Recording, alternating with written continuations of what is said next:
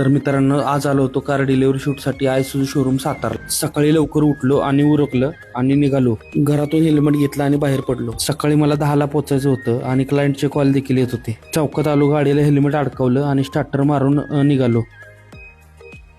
तर भावांनो, स्वागत आहे अशाच एका इंटरेस्टिंग मिनी ब्लॉगमध्ये. मला सकाळी उठायला उशीर झाल्यामुळे खूप लेट झालं आणि क्लायंटच्या कॉलवर कॉल येत होते. तिथून पोचलो रायगाव फाट्यावर आणि हायवेला लागल्यावर पहिलं गाडीत पेट्रोल टाकून घेतलं. गौरी शंकरला पोचलो आणि तिथून 10 मिनिटाच्या अंतरावर शोरूम होतं. क्लायंट येऊन थांबलेले आणि शोरूमला पोचलो. शोरूमला पोचल्या गाडी पार्क करून घेतली आणि शोरूम बाहेरील क्लोजअप शॉट घेतले. गाडीला हार लावून गाडी डिलिव्हरीसाठी रेडी केली होती. तुम्ही बघू शकता भावांनो की आपण नंतर घेतले गाडीचे क्लोजअप शॉट. त्यानंतर गाडीवर फडकं टाकून घेतलं.